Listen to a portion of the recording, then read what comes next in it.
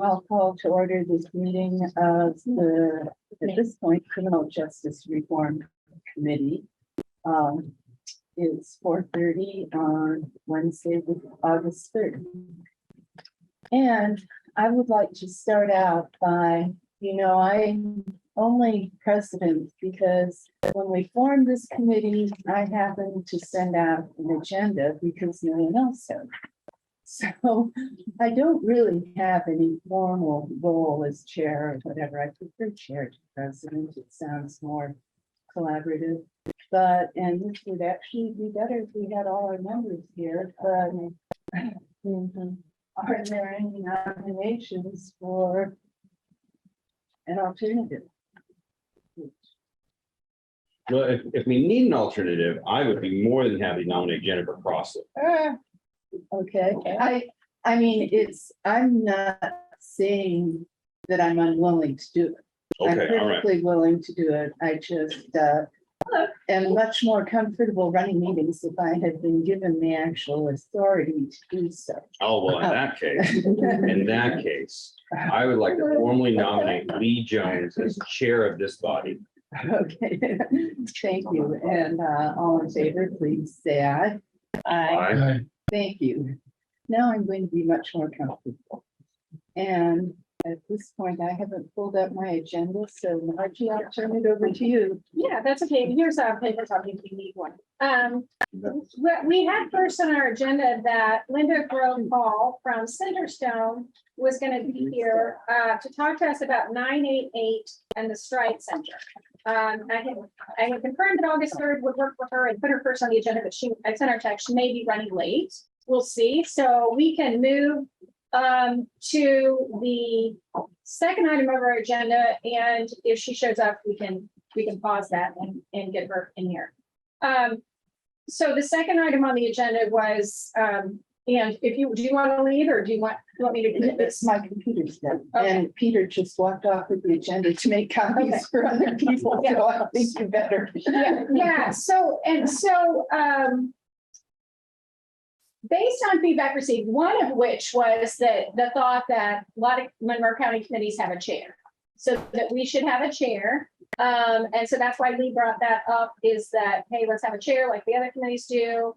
And let's take a roll call like other committees do. But I've gotten some feedback that says maybe everybody's not exactly on the same page about what the focuses committee is and how we want to be structured, what our focuses are. So I want to talk about that first, and I want to hear from the committee members.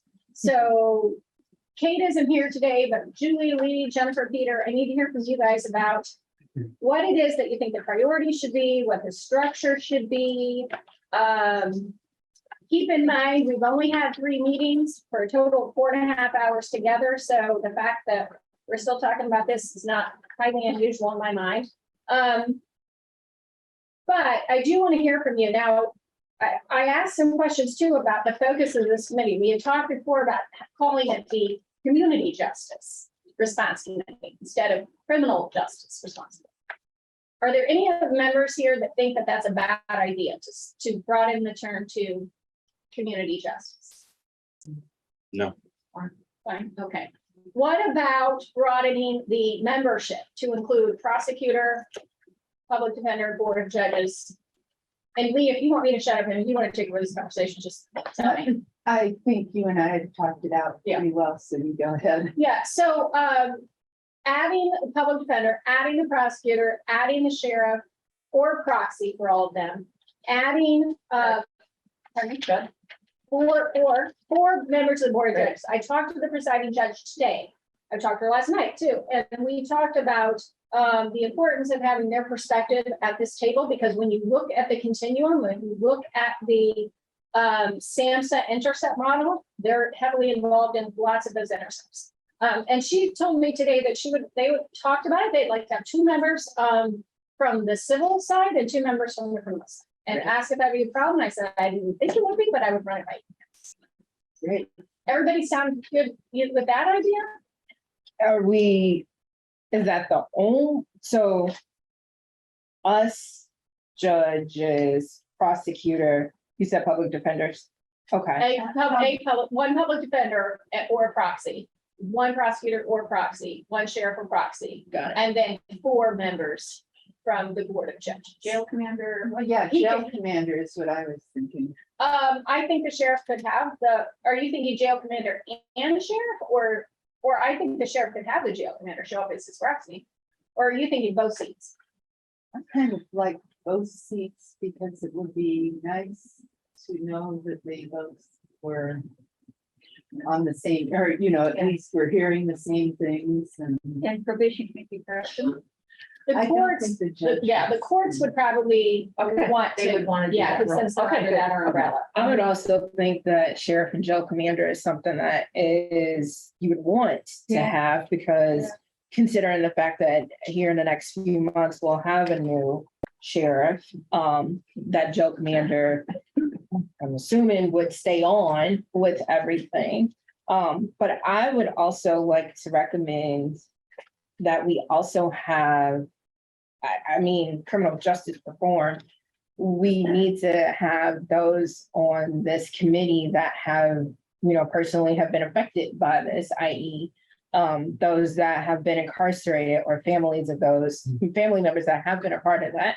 I think we have all the key components in terms of, your judges, prosecutor, public defenders, us, as well. But I think the other thing to this missing component is those that have been a part of the jail community, unfortunately. So how do we pick, because we can't have 100, right? So Sure. how do we choose who would, I mean, I think it's an interesting idea. I think that I always imagined that we would Yeah. have participation from all over the community, people who have been in the system, who have been able to avoid reincarceration, have, been success stories in those who have struggled. And I imagine that they would be part of that input that we get, so how do we pick, how do we choose a certain number? Asking probation to recommend. I have talked with, I have mentioned that they struggle sometimes unless there's a release signed, they're not able to talk Right. about who's participating. Now, what about the idea of having community participants in our subcommittees? Because we're going to That's talk what I about was- structures and subcommittees at some point, and it may make sense when we divide up into subcommittees to have community members in there. One, I will be very honest, one thing I worry about with expanding this committee, and I've had this conversation, we had it at NAACP meeting, was I'm really trying hard to keep the elected officials focused and who's moving forward. And I absolutely agree with Jennifer, we have to have that input. But I think having it in a subcommittee is going to be more fruitful and may help this group focus a little bit. Because we, again, we've had the reports for about a year. We've struggled to sort of get moving and get going. And I think if we start getting distracted with adding a whole bunch of other people, we may lose that focus that we need. That's just my thought, but I want to hear what you guys. I would agree with that. My only thing is, I know in terms of quorum, we've had issues with that. So does that mean that, and we've not been able to have a couple of those meetings. So does that mean if we just keep it as it, if we don't add that component to this part, are we gonna have the same issues again with having it?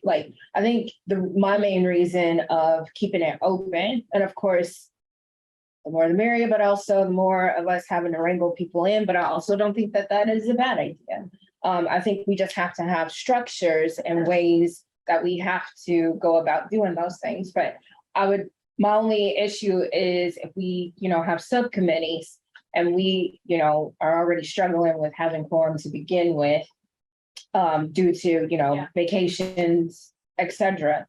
That also can have an effect on our meetings. And I know personally, I've had several people reach out and have been dismayed at the fact that they've gotten themselves prepared to come. And unfortunately, we haven't. I know I definitely have been, but I know things happen. But I think it does us and the public service and justice to make sure that we are, accordingly. So if that means that we can add more to keep this thing going when others can't or can't send a proxy, that would be my concern.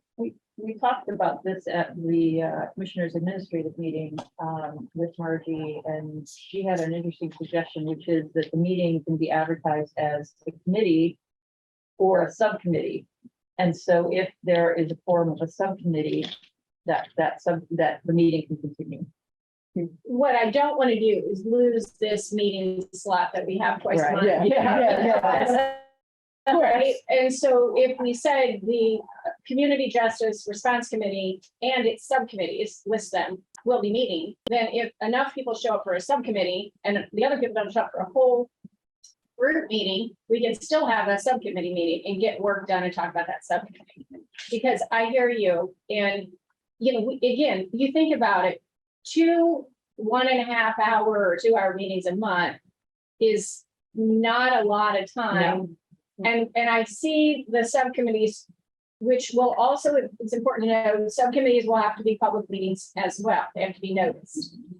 Because any group that exercises part of the authority of another group is subject to the open door law.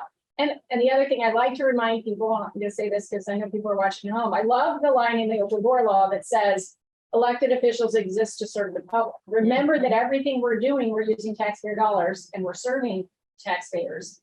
So that's why the doors are, if in doubt, open and wide so people can watch what we're doing. And so those meetings would be open to the public, and they might be able to meet and probably will have to meet more often than this group is meeting to get the work done. Yeah. And then maybe the subcommittees can report back at this meeting. Yeah. Do you guys see that happening? Do you see that we have subcommittees and they give reports at this meeting? We talk about progress? Or how do you see these meetings being done? Yeah, well, it seems to me that each subcommittee should have one of us on it. And then we should plan on reporting back at the meetings. And I do want to say that I think the quorum problem has been beyond anything I've ever experienced since I've been involved in government. And I think it's partially summer vacations, but COVID is turning into quite a problem. Sure. And so I think, an astounding number of meetings have been canceled, and that's often been the reason. So hopefully, if we can get past this, it won't be. Which is why I also think, and that's fine. I also think, us using proxies and things like that can help facilitate with that. Because I will say, like, it's a little embarrassing to, see the HT have, like, we don't have it. And I understand with everything being said of, with COVID and vacations and illnesses and things come up. As a mom of 3, I completely understand. But again, like when we sign up to do the work and the public is, honing in because everybody knows that this facility is happening and everybody has, their thoughts of it. It's, I definitely know that we all take it seriously, and I definitely do too. At one time, early on, we did agree on proxies. And was it Cheryl and Jeff? Maybe if you remember. We could look back in the minutes. My recollection is just that, but that was very early on in this process. And I think we had kind of just not thought about it. Penny is really the only person who can be a proxy for us. But Well, you could appoint, technically, I think you could appoint somebody else, but they're, like Angie, for example, you could appoint your administrator to be a proxy, or I think Jeff, however, on the past, sometimes attorneys have sat in as proxies, I think, on some committee meetings in the past, a long time ago, but technically, I think they get a point. I think technically that anybody can be a proxy. I think I guess I would hesitate to say it's a good idea for this committee to have this made up of elected officials primarily, to not have a peer be their proxy. Yeah, of course. To keep it moving forward, I think that's beneficial. Yeah, and Jeff would need to redo the ordinance, and he's got a draft going. To rename it, because this committee was created by ordinance, so an ordinance has to be amended, he's working on that, he will add the other appointments. Hello, Linda, good to see you. And my cell phone died. Oh, of course, so of course it did. That's the. Yeah, we might have a charger somewhere, so we can find one, but, Oh, no, that's. hey, take your time, if you want to grab a cupcake, you feel free, we've got them, or if you need to set up. Marty, can I add two Yeah, things? sure. As we approach budget season in the county, we have had some miscommunications happen over people proposing new positions, and that has come through PAC. Okay, I love the idea of having additional county stakeholders in this meeting so that we can avoid some of the miscommunication about trying to duplicate services in different departments. okay, gotcha, so everybody's at this table hearing the conversation. That's right. I think that's the most important part. Yeah. The second thing that I wanted to mention is I think efficiency is important as well. And I think there's a time and a place for robust public participation. And I think there's a time and a place for those of us on the body to, tighten our belts and get stuff done. And I agree, yeah. That's something that I discussed both with Margie and at the commissioners administrative meeting. We would have liked to have moved this to the Nat New Hill meeting room, which is more of a natural way of saying, here's the committee, here's the attendees. And that's not going to work out because the Board of Zoning Appeals is tonight at 5:30. But there's a meeting room over in Showers 1B, I don't know. 100B, yeah. That is much smaller than Nat New Hill, but would allow very much the same sort of situation. And I agree, but I don't think we can change the time. It was so hard to come up with. So are you time. proposing maybe we switch to consider that room, switch the I, location? if everyone thinks that's a viable idea, I would. It has an owl camera for Zoom. Good, okay. Yeah. And it's all Okay. set up for Zoom, and we can make sure TSD is there the first couple meetings and Okay. away we go. Would you like to switch that for August 17th? Sure. Or Okay, at least it's fine Well, with me. we need to check with Dina, Okay. sure we can book in. Yeah. okay. Yeah. See if she'll book us in for. all Get it on the before we- calendars. Yeah, and then Gotcha. update the calendar. once Provided it's- it's There technically you go. allowable, There you go. we'll do it for August Yeah, there you go. 17th? Yeah. Okay. Okay, does anybody object to that? Okay. Tell me, while we're talking, before we get started, Linda, real quick, tell me, is there anybody here that that thinks the health department director should be on this committee? Or do you think that's a terrible idea? Or do you think it's a good idea? I think she should. Yeah, I think it would be ideal. I think. Or proxy. A proxy might be more, an awful lot is asked of her. Okay. And adding another meeting probably isn't. Right. If she had time, and I think everybody's membership would be member or proxy, Yeah, just to give them I would flexibility. agree. Yeah. Because there are members of the staff within the health department that have subject matter expertise And yes, that would be helpful in certain conversations. And if you look at their community health improvement plan that Yeah. they've got going on right now, which is on their website, it lists many of the topics that we're Yeah, focused on: that's- poverty, Yeah. addiction, mental health Yeah. issues. and so, yeah, it definitely makes sense. Okay, so, all right, with that, I think that's, unless we have other conversations about the committee name or the members or the time or place, I think we've got that hammered out. We can turn it over. Is there a meeting link or something where? Yes. It You goes- you might yes. want to To move switch over down here. here so you don't have your back to it the Yes, whole and time. if you go to the county's homepage, Okay. there should be. We'll do Monroe County government. Are you on a Wi-Fi? Let me see, Jeff Cockrell is my technical assistant. Yeah, if there's a password, I would Yeah, normally it's- use. what mine. is the county password? Yeah, right. 349-2525. 25, No, there it no. is. 2522. Yeah. Peter, it's a trickster. He's trying to fool you. Okay, 349. 2522. No, I didn't. I said the wrong number. That's your office number, isn't it? No, that was No, wait. the legal department. Yeah, legal It's the one I dialed.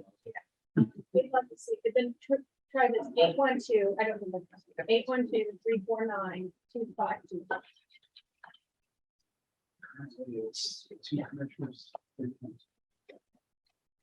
And then we can have. Kate Wiltz is the other one, and I think she is either flying back from France or still in France. If they need you. Like. PSD, can you promote Linda Grove Hall panel? Once she gets on It's it. who she, yeah. This is here. While she's doing that, let me ask you, do you guys, you got previously identified collaboration, accountability, reformation, equity, and social justice as values? Do you guys all agree with those? I want to confirm that you do, or That not? acronym is far too clean for a government acronym. Yeah, right. I worked on that. It took me a little while. No, Cares, that's nice. Monroe County cares.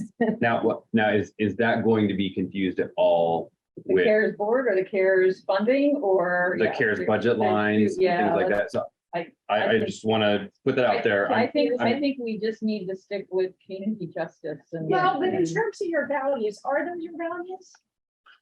Mhm. Maybe we skip the acronym, but are those your values? As it, because one of the things I looked, when you said, let's hire a facilitator, with advice, the facilitator will like help, figure out what the values are. I want to know if those are your values. Or are they not your values? Yeah, I think I would want to see it in writing. And Yeah, look at I it mean- again, because I'm not sure that it covers everything. Well, that's. I agree with yeah, everything mean, that's I on agree there, with but I'm all not of sure it, there isn't but a gap. Maybe we should. Yeah, okay. consider if there's But some- I think for as of today, it's a good start, maybe. Yeah. Yeah. I don't want to spend time on it. And this is on page 2 of the agenda, which yeah, is at the yeah. top that I I handed out. can't get on county email when I'm in the county. As soon as I go out the doors, I can, but I can't get on county. That's really interesting. On a county laptop. I know. Wow. Yeah. Mine is dead around time. I need Actually, to send here. stuff forward to my Gmail we have the same computer. Thank you. Actually, and then yeah. open them in. There we go. We're here. And so TSD, if you can hear me, She's been promoted.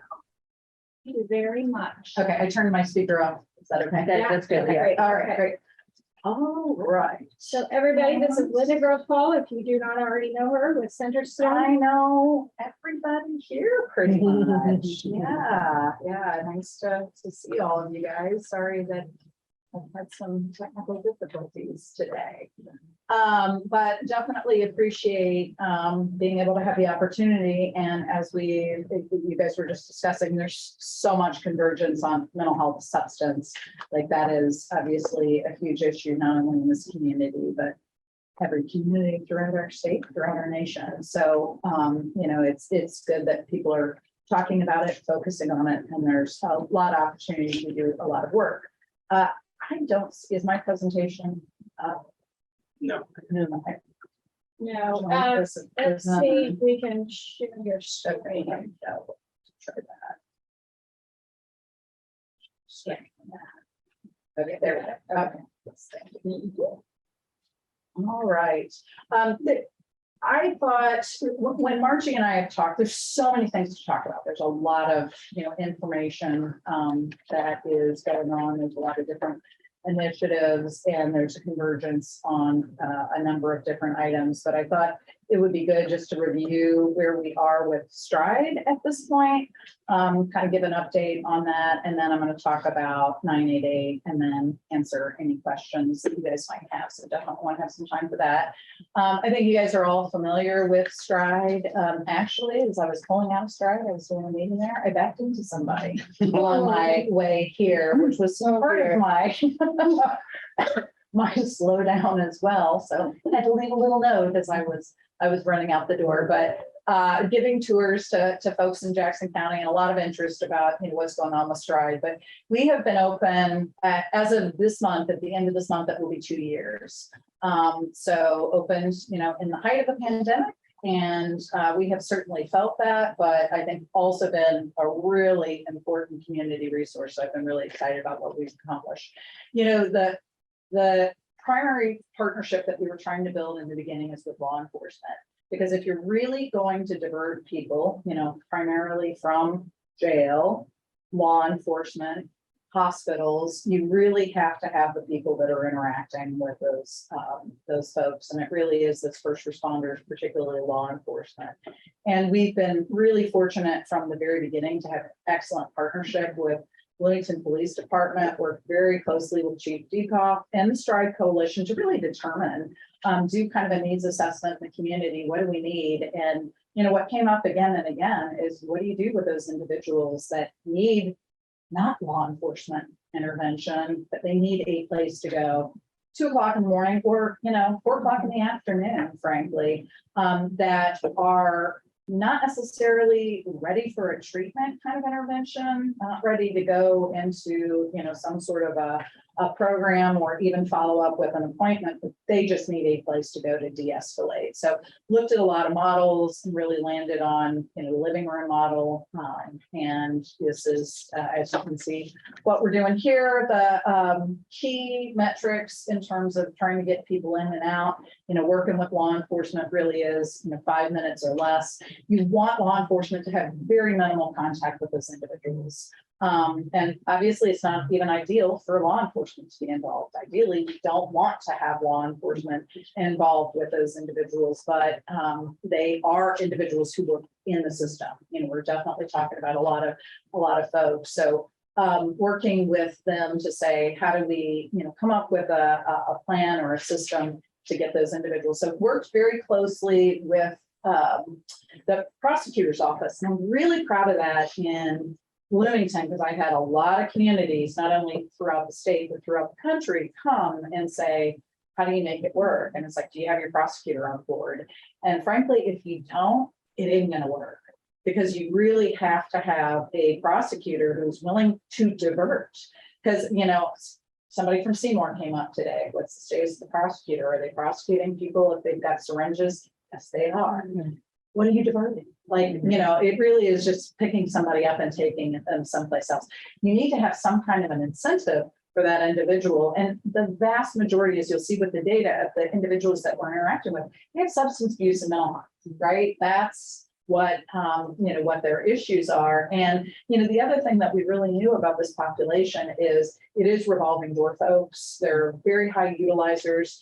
A lot, very serious drug addiction, serious mental illness as well. And they're very difficult to engage. So again, sort of a traditional, why don't you go into rehab? That's what people, you know, and that was kind of one of the things that started with the Stride Coalition. It's like, we need more detox beds. And we're like, look, you can put as many jobs. It doesn't mean somebody's going to go. You have to have that motivation for a person to be able to go. And it's a harm reduction model. You know, it's really what it is. It's meeting people where they need, where they are, or where they are, and, you know, trying to meet their needs that they identify. And so what we've seen and what you'll see with the data as we go forward is, you know, it may have been law enforcement initially that brought, you know, a good portion of the individuals who were there, but they don't have to stay. It's completely voluntary. And that was something, you know, in the beginning, again, we had to kind of work with our law enforcement partners to say, like, okay, what are we going to say? And one of the biggest barriers to getting people into, you know, a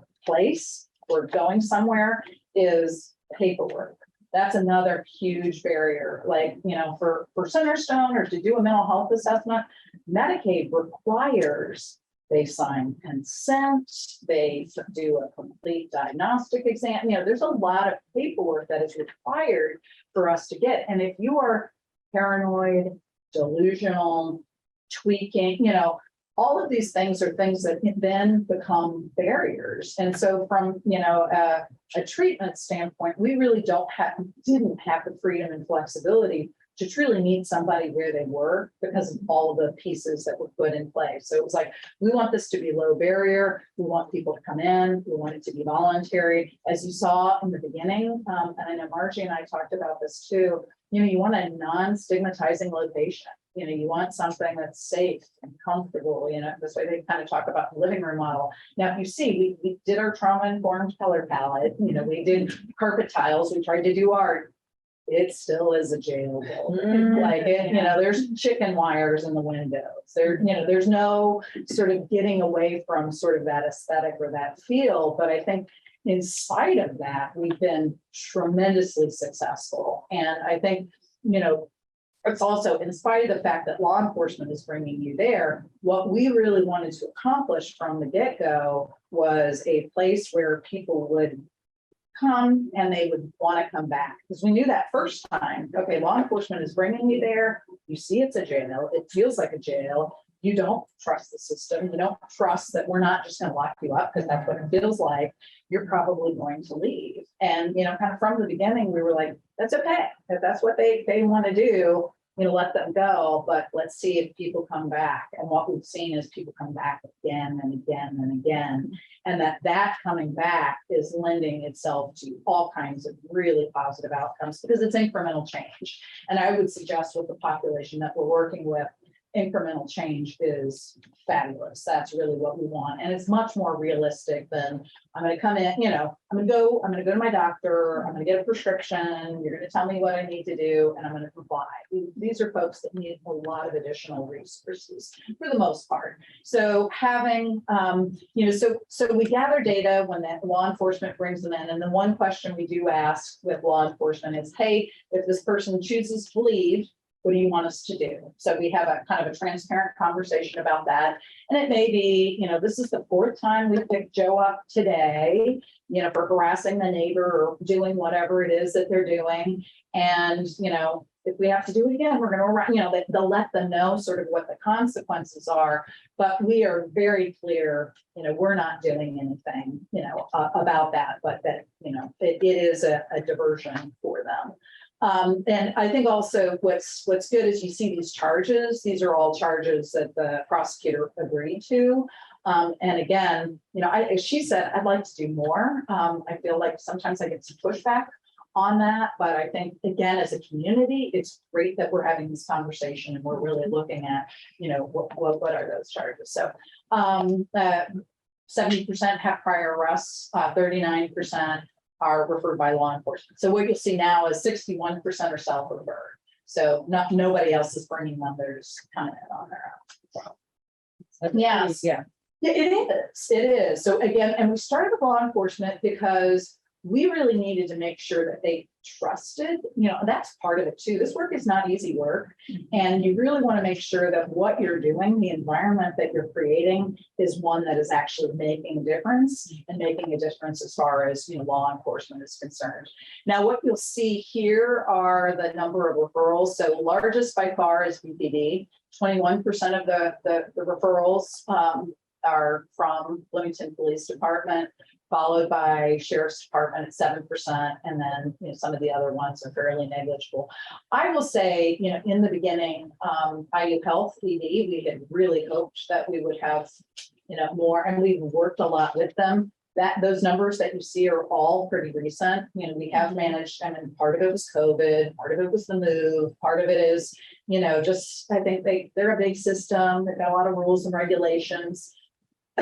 Julie, did you have a question? You. Yes. So I see raw data, quantities, and then I see percentages. Yes. What is the time frame of that? This is the last 23 months. 23 months. So this is through the end of July. Okay, and then if you were to look at the last, if you were to put on a graph 23 months, would you see more self-referrals, fewer law enforcement? Yes. Is that how That's going? exactly right. Perfect. Yes, Okay. it has been going that way very much. Because really initially we said we just wanted to do law enforcement. And again, the other thing with Stride is you have to convince people, like law enforcement, whoever's interacting has to convince people to go to Stride. Like that's part of it, is you have to sort of help them kind of be salespeople with it. So we spend a lot of time going to roll call, just like, because you really have to be, one-on-one with the officers, and having people come take a tour of the facility, sort of know what are the services that we're providing. And I think also starting to hear from the people in the community, like, oh yeah, no, this really worked for me. So I think building those relationships was important. But then what you'll see with the data on, I think the next slide is that go 2 slides up, but so 24% of the visits are first visits, but 76% are people who are returning. So what you see is 1,340 visits are people who are coming back. 70%, 76% of the individuals that are coming are return visits. And what I would say with a lot of the first visit people who end up getting resolved, they tend not to be are homeless. And kind of the other piece of data is about 80% of the individuals that we see of that 1,800 visits are individuals that are homeless. So that is really who we're serving. And we do bi-weekly meetings with, prosecutor, law enforcement, police department, social workers, kind of all of the folks saying like, hey, have you seen so-and-so? So you really are doing wraparound community-based services on the people that I think are really needing this service the most. So I've been really pleased with the data that you're seeing. And we can get a copy of these slides. Yes, I will forward. Yes, sir. I'm sorry. So really, are there 420 something Individuals. individuals? That's right. So the total individuals is 427. And then the full amount makes up the amount of 1,800. visits. That's So right. it's 427. That's right. Done. That's right. Okay, just wanted to make Yeah, sure. yeah. No, that's right. Yes. And you say most of them are homeless? That'd be great. Yeah. Yes, 80% of the visitors are homeless. So of the visits that we have had, Okay. they have been homeless.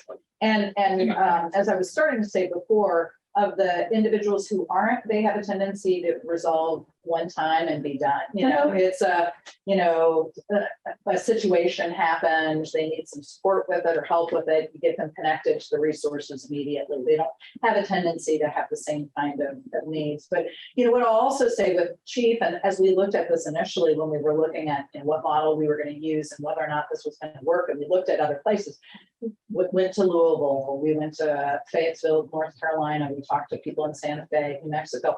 Almost every place where we saw this living room model had much larger cities. And we were worried about, are we going to have enough people to really justify, and I was kind of saying to the chief at the time, how many referrals do you think you'd have a week? Maybe 5 to 8, kind of depending. And so, people ask, is it busy? Sometimes there's 2 people in there, sometimes there's 8, it just kind of depends on the days. But, I would say that the impact that we have on the individuals that we're seeing, I think is very, especially when we look at the kinds of problems that we have in our community, it is very, very important. Yeah, quick question. So while we're on this topic, just will allow you to get a drink of water. So, Sorry, I have bronchitis. I do not have COVID. I have been. Besides the actual layout and the feel of the place, the living room, have you ever felt like you needed more space? I think the size of the space is okay. I think, and the fact that we have we have a staff room and we have several offices, as well as the washer dryer and the second bathroom, like logistically, like it's probably pretty as close to ideal as we could get, other than the aesthetic. Okay. Yeah, which, there's only so much you can do, but. Yeah, so if you look at the demographics of the individuals in the last 23 months, you can see, majority are 18 to 35, 36 to 54 is 30%. But we have that 55 to 64 is a fairly small section of people. That's a pretty high amount of individuals that are in my phase of life. So, it's not just younger people that we're serving. And again, that homelessness number as a percentage keeps going up. So every few months that we get it, that percentage, it started at about 70%. And then when we did our report 6 months ago, it was about 74, and now it's at about 80%. But I would say those are the people that have a tendency to come back. Were you gonna ask? Yeah, and it just lost me. Because that number is really alarming. To see, because I would think that if, I don't know, maybe I'm assuming too much, but their way of getting out of, being unhoused and off the street is to do something like this to get them a place to stay, which obviously says we have another problem in addition to. Yeah, other things. I think what we find is we do help a lot of people with housing, but the people who are homeless are the ones that continue to be in crisis. And, that may be because they're at Wheeler or they're in other places. It's their chaotic drug use that continues to happen. So I think that number is going to stay pretty stable and pretty high, relatively speaking. And again, in terms of the space, what I like about what happens is we're still able to serve that population without it interfering with other individuals. And I think that was something that we really were concerned about. And, just from a model standpoint too, we're not a day shelter. We are not an overnight shelter. We've had to be really clear about that. And that makes it kind of hard sometimes because it's like, are you really in a crisis? What is the crisis? It's not just, I need a shower and clothes wash, right? And that we have good partners that we're working with on that. But I'd say it just feels like the population, it's kind of like with mental health. Whenever people go out, new people come in. So yeah, I think it is alarming and that number continues to be so high, but I do think that is, that our $1 million Murrays, the people that are really impacting the community from an expense standpoint, whether it's law enforcement, the resources, really is this population. And again, very chronic crisis. I think another thing of data that I find particularly interesting. So this says referral shift, and I think this is interesting because, again, we talked about this as the 2 a.m. problem. And, what we really find is the vast majority of people still use this from 8 to 5. And, that's when most people are up. And, I think there's probably more of a presence of law enforcement and other providers that are making those referrals during the day. But 55% of referrals happen on the first shift, 31% is on the second shift, and only 13% after hours. But we are staffed 24/7, 365, which I think makes, a very big difference. It's okay if am I okay to ask questions? I think so. I'm not part of your rule, whatever. What percentage of the homeless that we have, you think, use your service? No idea. I think we'd have to go through like almost like a point and count time, that time count to really get a sense of how many, people are using our services, but I really don't know. Okay, I'm sorry. Oh, no, it's okay. Can I ask you a question, followed up on Julie's? You said the space you have is almost ideal in terms of logistics. Yes. How is it in terms of location? And if you were able to have that same sort of setup logistically in a different place, or that was aesthetically different, that wasn't built as a, as a center to offload, people who are in the correctional center, do you like the location, and would you like a different spot? I think, it was too bad that the hospital moved. It was absolutely ideal when the hospital was just down the street.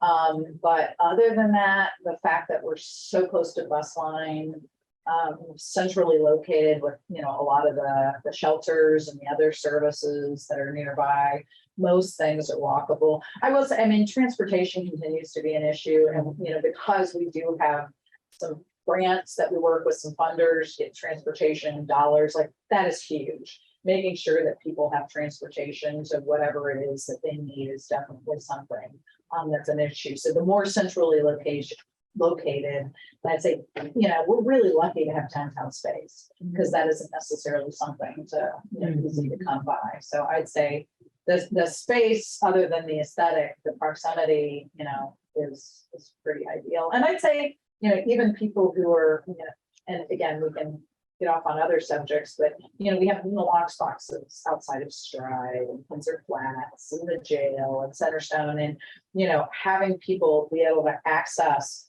know where to go to be able to get in the lock zone. In terms of overdose, Like, that is really a number one strategy, community strategy is, we need to have more naloxone boxes. And, you know, have those, available to folks. So I do think sort of that proximity, because people talk, you know, they really get to know one another. And I think that's the other thing, Jennifer, in terms of answering your question is, I think, and I'm gonna go to the kind of the ethnicity of the guests too. I think we're succeeding in reaching the clientele we really need to reach. And one of the things in terms of, you know, us basically saying, we want to make sure that we don't call this Centerstone Center or Wilmington Hospital or whatever, is we wanted a non-stigmatizing location with a non-stigmatizing identity, right? You know, and staff, they're not necessarily mental health staff, or doctors or clinicians or that kind of thing. So it doesn't intimidate the person who comes in. And we know there are a lot of our guests who have, you know, huge issues with mental health, with law enforcement, you know, any of the, you know, kind of systems. So that, you know, our primary demographic really is reaching out to vulnerable and marginalized individuals. And again, kind of seeing that those are the folks who are coming, to me says, okay, what we're doing is definitely working. And I was really, the first time I pulled up the slide, I was very pleasantly surprised to see the representation of individuals who are coming to Stride Center, because, you know, in Monroe County, African-American population is what, 5-6% of our total population, but 17% of the guests that are coming. So what that says to me, and if I look at just kind of our regular Centerstone clients, it probably more closely aligns with the Monroe County demographic data, that the individuals that we're really hoping to reach feel safe and are coming back. And that this is data that I did a NAMI presentation with Erica Oliphant at the state in March, that this number is staying strong and not changing. So I think it's pretty good data. Yeah. You have this slide based on first time visits as opposed to just all visits. I could create that slide, but not for this, because I didn't put that together.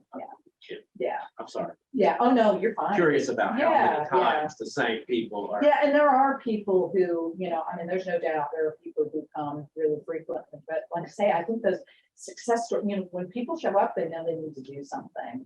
And you really see people making progress towards their. Well, absolutely. You had mentioned, excuse me, that you felt like the trend was pretty stable. Were you referring to all racial and ethnic groups or just to African Americans? All racial and ethnic groups. That Okay. trend, that I haven't seen a huge change in Asians and African American and Caucasian and Hispanic, Latino. Like that's pretty small in terms of, you know, kind of who we're serving there. But, you know, it's also a population that with you know, there's a lot of work potentially to do for people to feel safe, and especially if it's kind of a law enforcement kind of piece. But yeah, that's been consistent, I guess, is what I mean over the time that we've looked at this data. So I think that's good. And then, you know, the other thing that Erica mentioned when she saw this data is that she thinks that these bar graphs pretty accurately represent individuals who are in the criminal justice system. So, you know, you're probably looking at close to a 17%, this is for Erica, population of African American in the jail, perhaps. You know, I'm not sure when she said the system, if she means arrests or exactly what that detail is, but you know, she was definitely saying that it appeared to be, you know, pretty close to what they're seeing in terms of arrests. And then, you know, this really just tells you who we're diverting. And again, you know, people are coming with mental health and substance. You know, you see all but 6% or other co-occurring is it's mental health and substance together. So 42% of the time, the individuals that we're seeing have both a mental health and a substance. 23%, you know, endorsing really just a substance only, and 29% a mental health issue. So, vast majority, and those who are others are, again, maybe somebody who's in an abusive relationship or in a crisis where it's not necessarily a mental health issue. These are the kind of referrals that we're making to folks. I think, as you can see, Jennifer, most people aren't like terribly stoked initially to go to a mental health or substance. We have a lot of people like overdose. So really good example of, somebody who's overdosed, you go to the hospital, typically you're going to be discharged right away. And, we're saying, send them to us because we can get them in a substance residential. But, it may take 24 hours, but a lot of people are saying, please don't send me back to where I was before, because the chances of me doing, what I did before, and we can take them and keep them, and then we arrange transportation. We make sure that, those individuals get there. So we have all kinds of really exciting stories about that, but usually that's not the first time that they're coming in. They're like, no, I'm not ready yet. Yes. I noticed that we're consists of almost 20%. Can you give some examples of what would fall under that other I category? have to ask my data person. There's a lot, they have a bunch of different categories, that it might be helping, somebody could be in an emergency because their pet, they have problems with their pet. So they need to work with a veterinarian, for example, because, that they have a service animal and, because they weren't able to get them vaccinated, they're going to lose their ability, or they couldn't pay their pet deposit, or there's all kinds of things that happen to people that don't necessarily fit into those broader categories. But I could get more information on what some of those categories are. So, and then this really is, and I'll just send this information on to you, but we did start about, at the beginning of the calendar year, start with satisfaction, just to hear from guests, how are they feeling, almost a 10 out of 10 in terms of how they feel, and then a high level of confidence in being able to meet their basic needs after the visit. And that's really what we're trying to do, is we're trying to get somebody in, we're trying to stabilize them to make sure that they can, get on their way, get to their housing appointment, get to, a job interview, buy a bicycle. Like there's, again, lots of examples of the kinds of things. And improvement in their mood. And, that's, I think I was showing on a slide previously, typical visit is about 4 hours and 2 minutes. So, for the most part, people are talking about like, I'm feeling significantly better by the time that I leave. So, that's definitely good. And then I'm going to just jump real quick to 988. How are we doing on? Yeah, and one question I want to ask. Your funding for Stride runs out in 2022, correct? Yes, it does. And, I have been kind of trying to reach out to our group of funders, which includes the county as well as, IU Health. I want to do this presentation. I want to kind of talk about it. I want to talk about our plan for sustainability. Now, we received a SAMHSA grant this year in October. And part of what, and I'm going to actually be talking about this in this next presentation, but part of what we said we were going to do is we were going to help support Stride, and that we were going to develop a mobile crisis unit that would be deployed out of Stride, as well as kind of doing that in Columbus, developing a Stride Center and kind of deploying out of Columbus as well. And so with those funds, we started paying for our staff out of that grant from the time that I received it. So I have leveraged the dollars that we have to last to the end of next year. So Stride right now is fully funded through the end of this next year. Through 2023. 2023, yeah, that's correct. What's the annual operating amount? It is about 640, I think. That's helpful.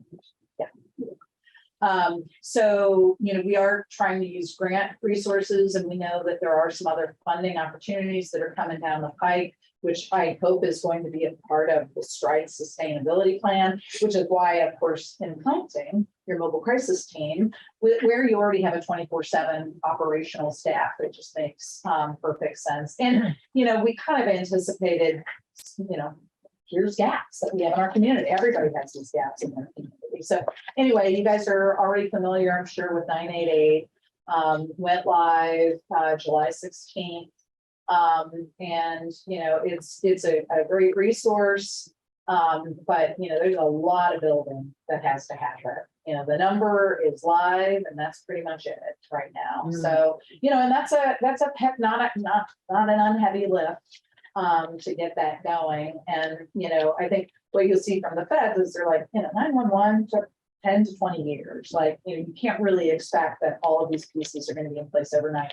I think the thing that's really important to understand, though, is that there has been no funding for any crisis services, right? So as community mental health center, I find myself on the defensive sometimes and things like Stride, like nobody pays for it. Nobody pays for somebody before they're a client. You have to do all that terrible paperwork that is re-traumatizing before you can even, get reimbursed for a visit. So this is very exciting, for the field. Now, the reality is there a workforce? We're going to basically invent, say, here are all these great new things we're going to do.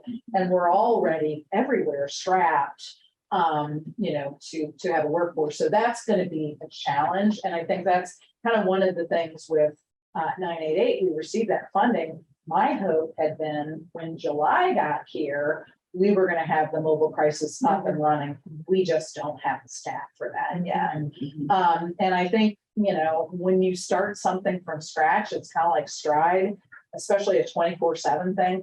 It takes a while to staff because we can't have holes in it. You've got to have people that are there. So realistically, I just kind of want to put out there, it's going to take us some time, but it also requires people to know about this because we want people to get excited and say, oh yeah, there's something going on. I want to apply for that. I was wondering if you have or intend to do any training of the current 911 dispatch. Yes, we are. I know we have a call.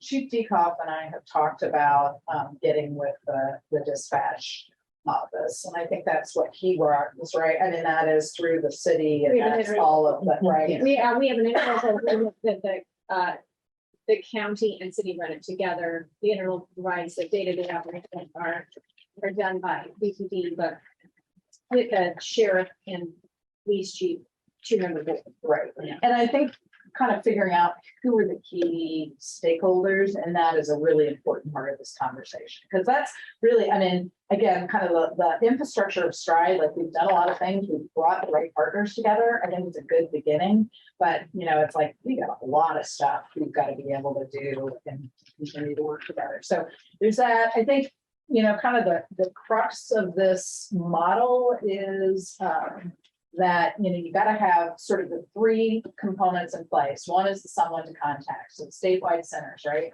988, somebody answers that phone 24/7, and I'll I guess get ahead of myself. And then someone to respond, the mobile crisis teams, mobile response, stabilization services, and a safe place to go. So we've got the safe place. The Stride Center is by definition, if you look at sort of what the SAMHSA guidelines are for a crisis center, we need it like 100%. So we are well on our way to having something that everybody's pretty much going to be expected to have. Now it'll probably be regional.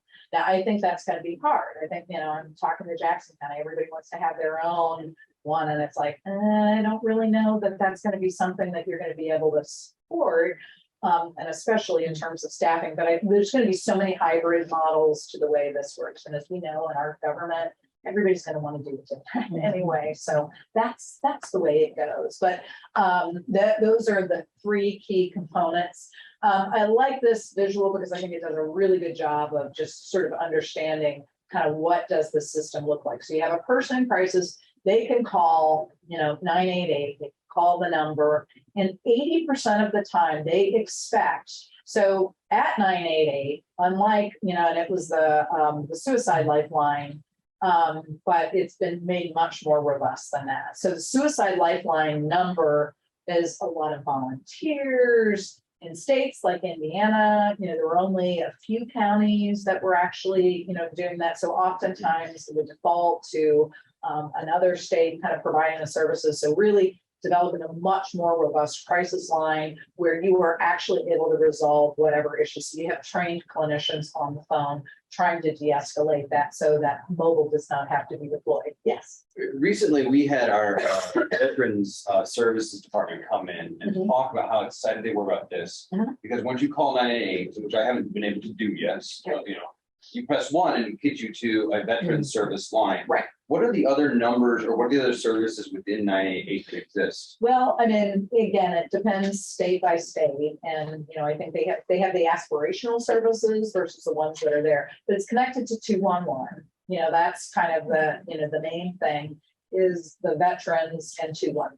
I think Okay. those are the only two that I'm aware of right now in terms of the specialized services. So trying to resolve that over the phone, training folks to do that, but then if it can't be resolved over the phone, then 988 would contact us, for example, to say, hey, there's somebody in your 60-mile radius that needs to have a mobile crisis team deployed to. Now, the other thing I kind of keep in mind with that crisis line is with Stride, we have really said, everybody we've trained, we've spent a lot of time training all of our staff to become crisis specialists. So everybody can answer the phone and de-escalate and deal with situations. So sometimes people shouldn't have to call 988 either, right? If they say, hey, I want to learn more about Stride, or I'm, in a crisis, I know this is a local resource. A lot of times family members. And what they're going to do on 988 is they're going to send them to us. So it's better for people to know what those resources are. Now, sending them to us, the state has not worked out any of the details in terms of how are they triaging the 988 people, who will it go to? I mean, kind of with 211, they know the resources that are available because there's things that have been posted. But for the most part, there really hasn't been any kind of collaboration. Like I know they know about Stride Center. And I'll show in another slide, the county that's covering us is Delaware County. And they know about Stride, they know about Centerstone, some of those resources, but there's no formal agreement at this point around any of that. So again, this is sort of esoteric. This is in theory where things are going to go. So 80% resolved, then mobile crisis team. And then the expectation is you deploy somebody 70% of the time you should be able to resolve that situation without a person needing to go to a place.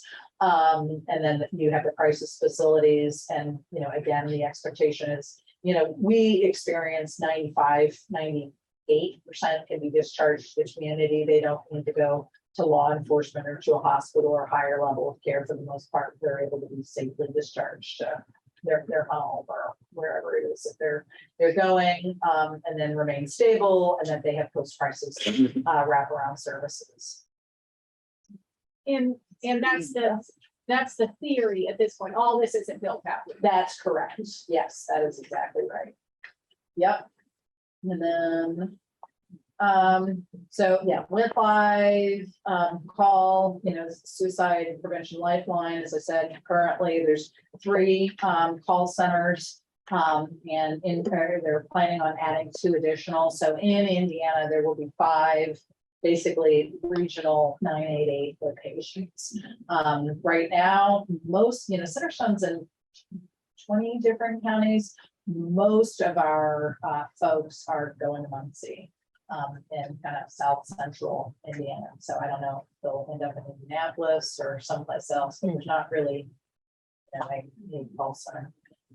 That's obvious here. And then the goals, reach an individual trained person, have an in-person response in a safe place for those individuals to go. I think this is also just a helpful thing to look at because it's nationwide routing calls as opposed to 911, right? That's regional. I mean, you have to almost think about it really differently in terms of, what are you doing? And, what's nice about the crisis, especially with mental health, is there's some pretty standardized protocols that you can use, some best practices in terms of, what kind of situations, when triage, that kind of thing. So I think there will be a lot more standardization that you're seeing on mental health and substance crisis than others. Text, chat, I mean, like those features are huge. Having the ability, and you know, youth of today, I don't want to pick up the phone. They want to text, they want to be able to chat. So I think those features are really positive. And Centerstone is actually, we're going to be working as a backup center for SAMHSA. So when the state call centers are full, then we actually will have a call center that's kind of, it's a national thing that's a backup to some of the work that the states aren't doing. So that's something that we're doing soon. Our overall organization. So call centers with professionals, de-escalating. So, you know, you can kind of see what are all of the pieces that need to be put in place. And again, as you said, you know, the text and the chat, those are in place now. So if you call, you know, de-escalating, referrals to community-based resources, yeah, that's all in place now. Is it perfect? Are those community-based resources what those community-based resources need to be? No, they're not. So, you know, there's definitely work that needs to be done there. And I know we're hitting our time. Yeah. Okay. So I am almost done. I think, you know, just I mentioned it before. So we've got this grant. You know, the idea is we want to be able to add to what we're doing at Stride Center and hopefully be in a position to support. Now, the problem with this grant that we got, it really is kind of a 988 startup grant. So it is just 2 years and it started, of course, we were awarded October 7th for an October 1 start date. You know, it's kind of the way the feds go. But, you know, that was last year. So we really are, you know, closing in on our first year of that already. It's only a 2-year grant, but I think it gives us quite a bit of infrastructure to get this started and, you know, an expectation that there is funding. Indiana has put forward Medicaid waiver to pay for mobile prices as well as pay for some prices diversion. Again, Medicaid waiver, I was telling somebody today that might pay for 15%, you know, the kinds of things that again end up being billable. When I've looked at what other states have been able to do, it's not going to cover everything. It's graded. I mean, we're probably going to be looking at grants. We're probably going to be looking at, you know, what are we doing in our communities? It's going to be a combination of pulling these pieces together. And Medicaid waiver is pretty paperwork intensive. well, the waiver itself, so Indiana has to submit something to CNS nationally, and that's the way they were able to pay for substance residential. If you remember, you could never pay, you know, that was not a thing that was billable until they submitted it to CNS. And once it was approved, then that means it opens up Medicaid billing codes. So then there will be Medicaid billing codes for these crisis services. But I think, again, what we will be able to bill for versus covering our costs will probably be, you know, a little bit of a problem. So the two teams, you know, 60-minute radius. And we're working on getting the Bloomington one in particular staffed. That's it. Thank you. Thank you very much. Yeah, that's a lot. It's a time. Yeah. And I want to be able to move through the agenda, but we'll get these slides. We'll be able to post them on our website. They're fun path. We post them on our website and share them with all the members. If you have any other questions, we can get those to Linda. And, you know, feel free to stick around and stay for the rest of our meeting. Okay. But yeah, any real quick last minute questions you're dying to get answered? Yep, go ahead. May I ask a quick question? Sure. Several slides back, you provided very interesting information about how guests arrive at the center. I think I was surprised to see that the referrals from IU Hospital and IU Health were very small. I think they were single digits. I'd like to understand the scale, the larger scale of the problem. Are those numbers small because those entities provide similar kinds of services? No.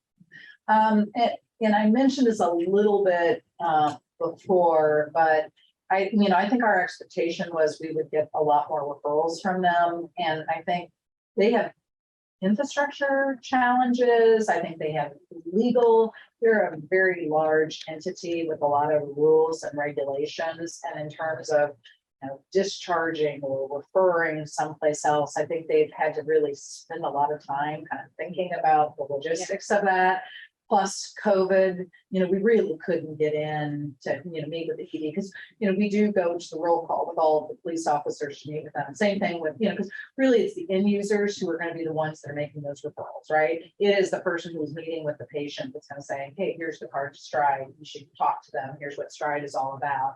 And I think trying to get to that point has been a struggle. What I will tell you is that, and I was mentioning when we saw that puny little data with IU Health, those numbers, actually, I was down there today and Rain, our director, was saying she talked to people on the floor 3 times today. Those are actually really, we're starting to get some traction there. There was a family that needed, I don't remember exactly what she was saying, but there's some very specific support services and resources in the community, and we send them over.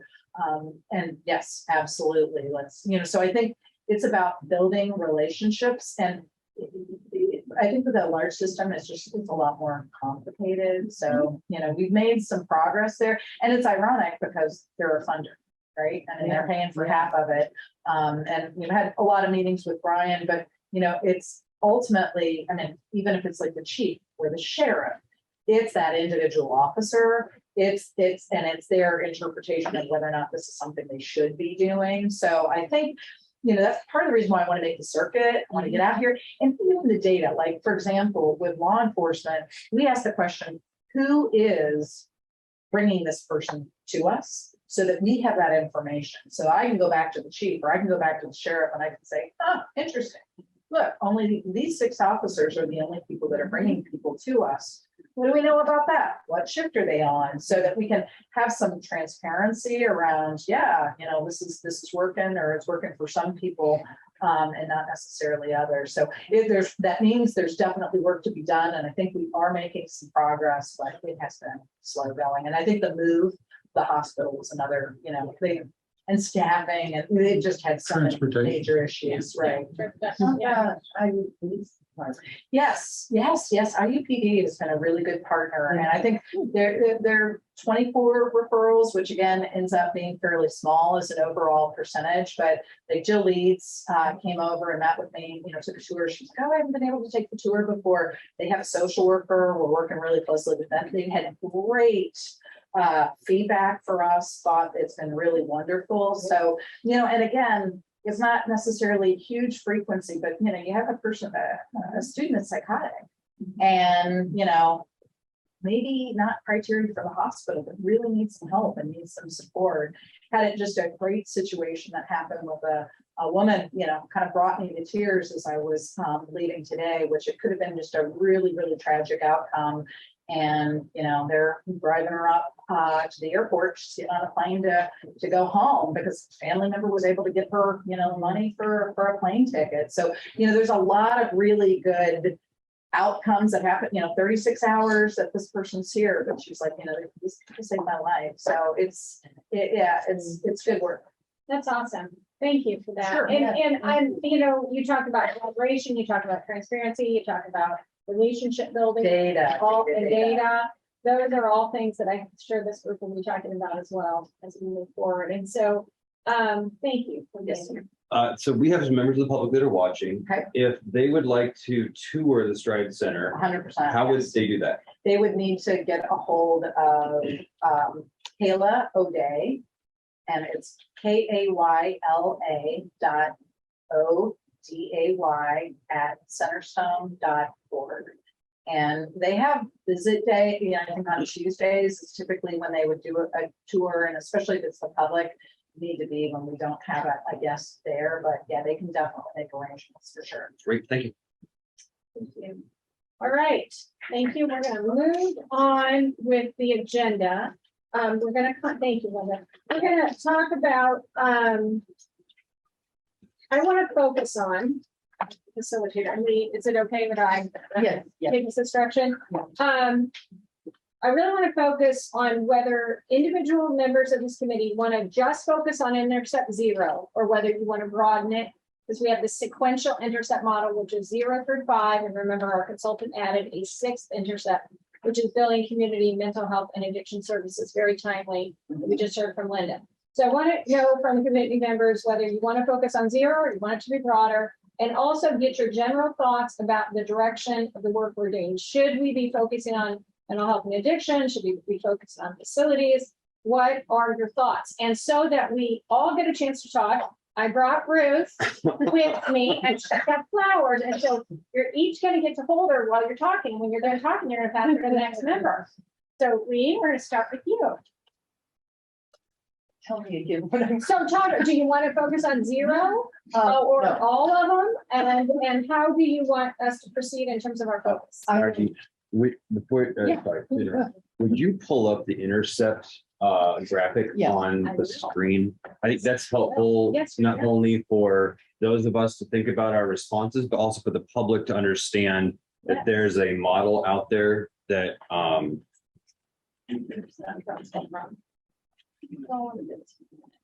and go to images. Yes, Do you have a favorite one? Can I do this one? I love that one. How did you know? Because it's the most, wait a minute. It's the most colorful. There it is. There it is. Okay, got it. I do not think we should focus only on intercept one. I don't think that's very amorphous. And I think that it's going to be equally important to focus on intercept 5. And you can't really do that without focusing on facility and what the jail is, what the jail does and all of that. So I prefer to look at all of it, but maybe divide it into subcommittees or, various things like that. And what was the second? one? Just in terms of mental health and addiction, is that again something we should focus on? I think that just by the nature of what it is in the jail and everything, we will be focusing on that a whole lot. But I think there are other problems that cause people to end up in jail. And I think evictions are important. There are just a lot of other things that I think we're going to need to admit are part of what we're trying to do, including health. Yeah, including health. Okay. Yeah. Just the public health, kind of the social determinants for Yeah. health. And for a secure life, we should be looking kind of at that. Okay. How much time do I have? Well, it's 5:47. We're scheduled to get out of here at 6. If you guys want to go a little over, we can. So how about I'll be brief. 5 minutes? Yeah, I'll be brief. Okay, so number one, I think we should be focusing on intercepts 4 and 5 in addition to intercept 0. I think having our justice colleagues in here is going to help with intercepts 2 and 3 and 4 as well. But what we know from the Ray study is that recidivism is a big problem. And I think I do think we need to do everything we can to keep people out of jail in the beginning. We need as much diversion as possible. The courts are doing a great job with this. Our prosecutors are doing a great job with this, and we can do more. But we also need to make sure that there's not a revolving door. So that comes directly from the Ray study. You can read, their findings there. The second question was on mental health, and I think that so when I was thinking about this, I pulled up the I don't have it in front of me. The jail's annual report from last year. Let me just read that just real quick. There's some interesting data there. The top 10 booking types for the last year were failure to appear warrant, hold for another jurisdiction, a probation violation, assaulting a law enforcement officer, and operating while intoxicated. And then it goes, the next 5 are violation in terms of placement, probation held for bond schedule, domestic battery, aggravated battery, and theft. Mental health certainly plays into some of those, but I think we also need to be clear-eyed that a majority of the bookings that are happening are warrant issues. And that, I think we need to be talking with our colleagues in the Justice Department, to the justice fields, to be talking about how those are being administered, and that gets some caseloads, and that gets into what's being prosecuted and what's not. So I think there's a lot here that, I'm really happy that Linda was here to talk about what Centerstone is doing. And I'm really happy that we were able to talk about Medicaid services and waivers and being able to be reimbursed for service provision. But I also think that there are some things that we're seeing in our jail that go beyond that.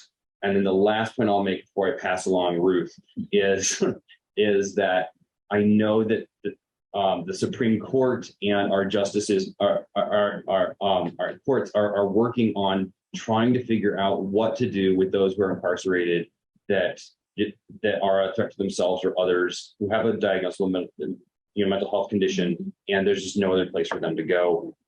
In some of the homework you gave us, it addressed some of those issues. Those were some interesting articles. I think we need to be careful about comparing apples to oranges and looking at state prisons versus county jails. Absolutely. And- Yes, a county jail is a much different place. Yeah. And it's not supposed to house your people long-term or who are, it's a Yes. very different kind of place. And in addition, wearing my county council hat, we don't have the resources to jail everybody that has a mental health issue. Yeah, we shouldn't. Yeah, so, Yeah, yeah, all right. I think that was my 5 minutes. thank you for that, Jennifer. And that may be your last comment might be a nice segue into Which is Jennifer's. what yes, so, yes, I definitely agree if I go back to the intercept that we shouldn't just focus on just that,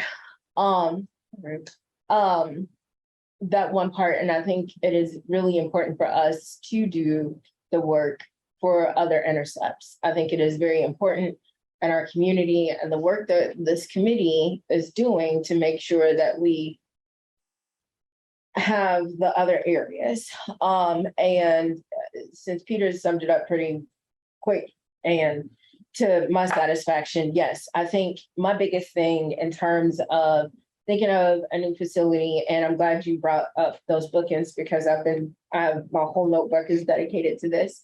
And talking to a lot of people about this because I'm serious when I say like I'm really committed to doing this and being a part of this committee. But I definitely think that we have to think about why people are there in the first place, and not every single person that goes into our jail are violent offenders. Yeah. That is the biggest thing. I mean, yeah, point blank period. And then the second part, and listening to, the strides or Linda's presentation is like the whole idea of like, there are obviously people that have substance use disorders and mental health issues. And what can we do with this committee that will further help us with our decisions for, those types of things? Because again, I think Commander Crow said that, his last time being here, and the article that was in the paper earlier this week is the fact that we have, like, the jail, believe it or not, is a holding place for those who have mental health issues.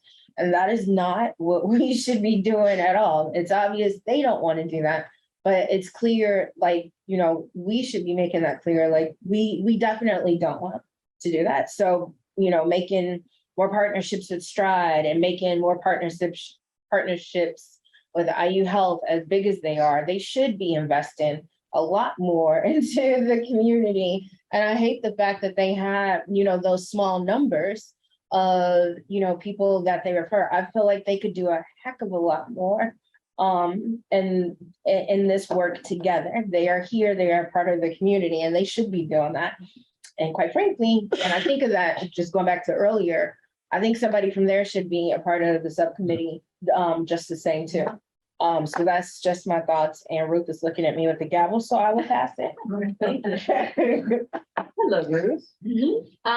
So I think we, as a full committee that includes the other entities that we mentioned at the beginning of this meeting, will hold each other to account more effectively.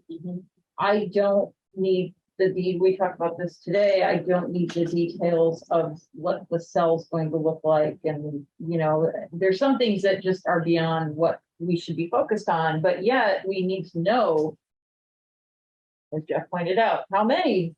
And, we should talk about that and How many cells? yeah, and how much program space Yeah. comparatively and working together, that's the only way we're going to do it. So in a sense, we should be involved in everything as a whole committee with all of these other people added in, but the subcommittees are going to be where people will take on tasks that will be very specific to the intercept.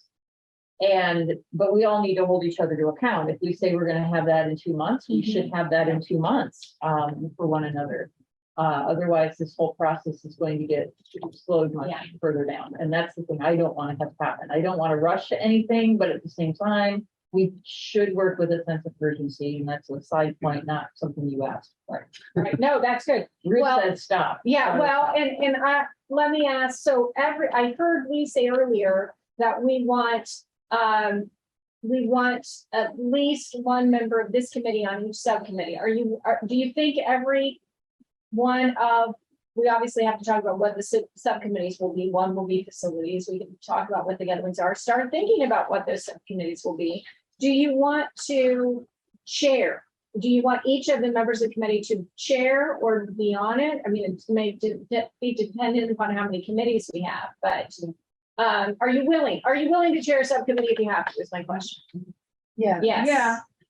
I think in general, I think people buy in more if they have a responsibility like that. So I think if people are coming in from the public who want to be chair, that would be ideal. Okay. So you'd be willing to co-chair or even hand the chair off to somebody in the community. But reporting back to this committee is going to be That's important. right. So I think it would have to be a co-chair. Do you agree? Absolutely, at okay. least. And I also think that when I said one of this committee should be on, I meant the expanded committee. Yes, that's what I mean. Okay. Expand, yes, the Not expand, right. And when we add the other members, absolutely. I also think yeah. real quick, maybe, that, instead of maybe chairing, that it's a liaison to it, because although, we already have said before in previous meetings that we're no experts and we don't want to be, but if we're having these subcommittees with those that might have more knowledge of what is going on, I personally don't think that me on county council should be, chairing a committee of some sort. So acting as a liaison and saying like, we're here. And then of course, hey, our committee talked about that to report back to this larger committee is, I think might be the better option, Okay. but yeah. And I hear that. I yeah. hear that, but here's my concern is that holding meetings, scheduling meetings, getting it on the calendar. That's really the job of the chair and to focus the conversation. It's not to actually be the expert. Yeah, So of course. if we think of it as the person who can facilitate the actual meeting and keep the group on track in Yeah. terms of the deadline, but to get the meeting scheduled, get it on the calendar, Get the information get to the Dina. information, yeah. So because it all, yeah, That's the most important thing a chair can do. yes. So Before a meeting and then after a meeting to be able to pull together what's been done, but to keep people on task. Because there's a deadline. Here's our deadline. In 2 weeks, we need to have this information. How are we going to gather it? Let the committee do the work, but clearly it's important to have that focus. well, and that's a good point. I mean, these subcommittees, as I said before, will have to be public meetings. They'll have to be noticed. An agenda has to be hung outside the door. Mhm. If you use an agenda, again, you do not have to have an agenda, but it always works better if you have one. So if you have one, it has to be made available and all of those things, whoever is the chair will have to know that. And county government folks tend to know that kind of stuff. So I get the logistics of that. And the subcommittee doesn't have a forum. Sorry to interrupt. Yeah. Right? Well, yeah, subcommittee would still have to have a forum. Okay. Yeah, you still have to have a quorum, it's still a public meeting, and so, it may be that we say, again. We can talk about whether we're gonna have subcommittees meeting at the same time, like the same Wednesday afternoons. Twice a month, the big committee meets, the other 2 times you have subcommittee meetings. Because there's a lot of work to do, there's no shortage of tasks. Yeah. Yeah. And and pulling in the partnerships, it's really gonna be important. So I have a quick question. Yeah. So, when this larger committee gets written up, one of the things we talked about with Jeff today is that we didn't really want to have the subcommittees identified in the establishing resolution because, yeah, we need to be flexible. And I think we need to get that whole group together and talk through what are the tasks and then figure out committees and work from there and move quickly as we can. But I think it's a good thing for all of us to think about what kinds of things we need to settle, what order we need to do it. If there are multiple things for one committee, we need to prioritize and I will say, just back to I totally agree with you, and I think back to the logistics of how it's all gonna work. This may be one of the more robust committees that the county is forming in terms of workload and the expected goals at the end and the outcomes. It will be helpful to think about, is Dina going to be the person that everybody talks to about the meeting agendas, getting things on the website, all that, or are you going to have, or who's the staff person in the county that's going to access, hey, I need this on the website, hey, that kind of stuff. Don't have to have an answer right now, but we need to think about that. Angie's back next week, so let me talk to Angie and. So that everybody knows who the go-to person or two people are, or whatever. I think it should be two. Yeah, it may be two people. They have to. Because people are allowed to be out of the office sometimes. Okay, so it is 6 o'clock and I want to respect your time. April, you had a question. And actually, I think it's just building off what you're sharing. I was just gonna suggest that maybe waiting to figure out what those committees are going to be. Because I know we're talking about the intercept model, which is interesting, a way to look at it. But I can tell you, when I look at it, I don't see those separated out that way. Because when I'm in the middle of a hearing and we're trying to work through an issue, you're making considerations for all of those individual things. What services are available at the time? What are going to be, because you want them to be successful? How can we set that up? It's not separated out, I think, in the way that it's. And we're taking all of those things in consideration, everyone in the room, or at least trying to. And so maybe as you're talking about these committees, it might be more task oriented than intercept oriented. And I think that's something that Interesting. talk about. The map, something. Right. When we talk about the jail, I understand it's the structure, but if we're making a decision whether or not there's safety to the community or what the services they need, all of that information is helpful. In making difficult decisions. And like intercept 5, I agree with you. Intercept 5 for me is off because there are other things besides what's there, which can reduce recidivism, prevent reentry, and it's not there. Well, and that's why we need a 6th one. And that you pointed that out too. We have in her report, I think it's page 37, she says, hey, you need a 6th intercept. Which is this community mental health and addiction services that you don't have. Safety net. But I just feel like this is, it might be a good starting point, but I'm not wed to it. And I appreciate your comments. You're right. It has a number of failings and it's not community focused. No, and that's why I think you pointed out you need that 6. But even a 6 means that it goes at a certain point. It needs to be throughout, right? It's not, this is not community focused. It's not meant to be. I think she intended it to more be focused on people who interact with the system. And these are the relevant times that things happen to them. No, I understand that. But for me, what I'm saying is that the net is much bigger and that safety net. We talk a lot at county building infrastructure. But the human infrastructure to support humans, that safety net, that's sort of what we have to help build. And to your point, April, when you're working on a case, you're really focused on the person. It's a person-centered approach.